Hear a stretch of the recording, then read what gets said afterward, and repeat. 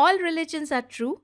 All religions lead to the same God. Hello everyone, I am Pulkit Mathur and this is a new series in which we shall go through short excerpts from the Advaita Vedanta teachings of Sri Ramakrishna. Now, although Sri Ramakrishna himself did not write any books, his day-to-day teachings have been preserved by his direct disciples in a couple of wonderful books. One of these books is the Ramakrishna Kathamrita, written by Swami Abhedananda. Swami Abhedananda, for those who are not familiar, was a God-realized disciple of Sri Ramakrishna who in his early days of discipleship spent many an hour immersed in deep discussions on Vedanta with his brother monk Swami Vivekananda. In the enclosed excerpt from the Ramakrishna Kathamrita, Sri Ramakrishna explains that the different religions of the world are simply different paths leading to one and the same ocean of God.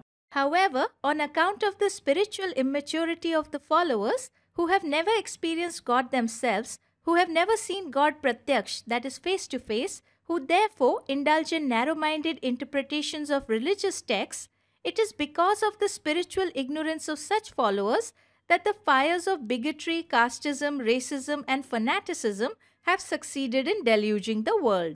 In sharp contrast to this, the knowledge that Sri Ramakrishna shared with his disciples was not obtained from any intellectual interpretations of texts or regurgitations of bookish wisdom.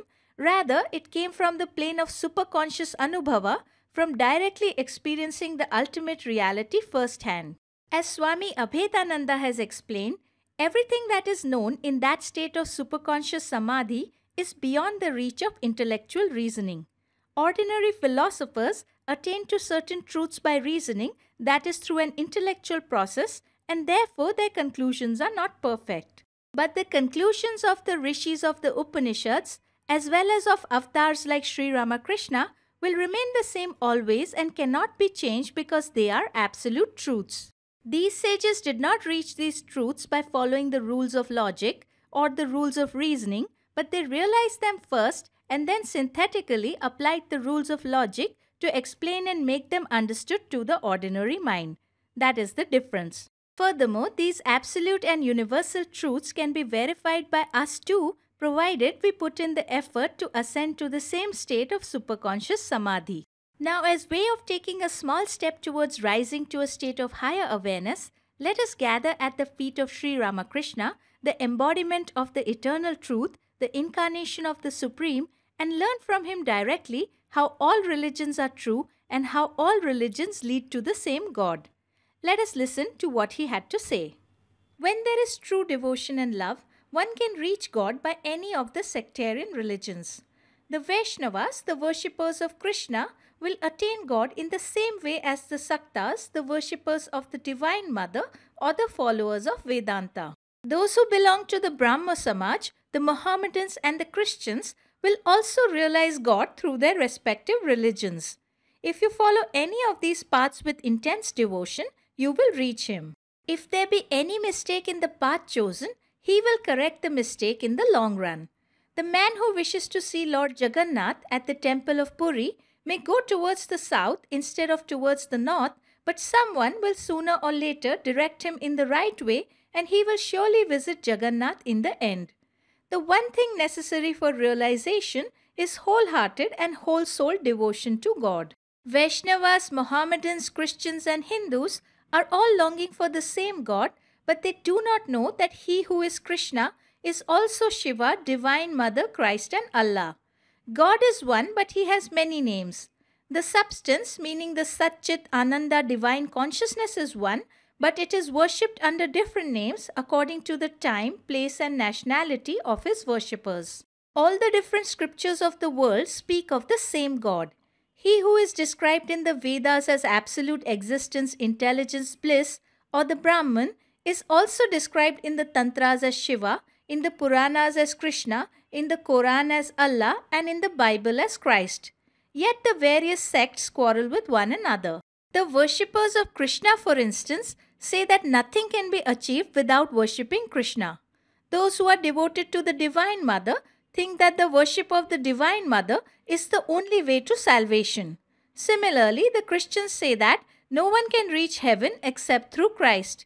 He is the only way and Christianity is the only religion. All other religions are false. This is narrow-mindedness. My religion is true while that of others is false. This kind of belief is not right. It is not our business to correct the errors of other religions. He who has created the world will correct them in time. Our duty is in some way or the other to realize Him. God can be reached through many paths. Each of these sectarian religions points out a path which ultimately leads to divinity. Yes, all religions are paths, but the paths are not God. I have seen all sects and all paths. I do not care for them anymore. People belonging to these sects quarrel so much against one another. After trying all religions, I have realized that God is the whole and I am His part, that He is the Lord and I am His servant.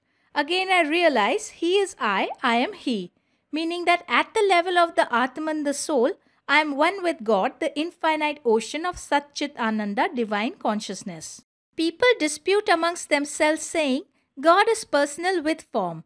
He cannot be impersonal and formless, like the Vaishnavas who find fault with those who worship the impersonal Brahman. When realization comes, then all these questions are settled. He who has seen God can tell exactly what He is like. As the great Saint Kabira said, God with form is my mother, God without form is my father. Whom shall I blame, whom shall I praise? The balance is even. He is with form, yet he is formless. He is personal, yet he is impersonal. And who can say what other aspects he may have? And with this, we reach the end of this short narration from the Ramakrishna Kathamrita. Listening to it, one is reminded of the wise saying that all those teachings of religion which benefit mankind have come directly from God, from the plane of superconscious realization, whereas all religious ideas which create dissension and hatred amongst people have come only from the deviant mind of man himself. I leave you with the powerful thought of Swami Vivekananda, who has said that in all religions, everything degenerates upon being practiced by the ignorant. The camphor of spirituality has evaporated from the bottle of religion and the followers are fighting over the bottle. Whose bottle is the best? This is the quarrel. But no one wants to find the camphor, that is, no one wants to find God Himself and know what He is. We have to go to God Himself to know what He is like. Until we do that, all outer pretenses of religiosity are in vain. It is like fighting over what the Taj Mahal is like without actually undertaking the journey and seeing it Pratyaksha, that is first-hand ourselves.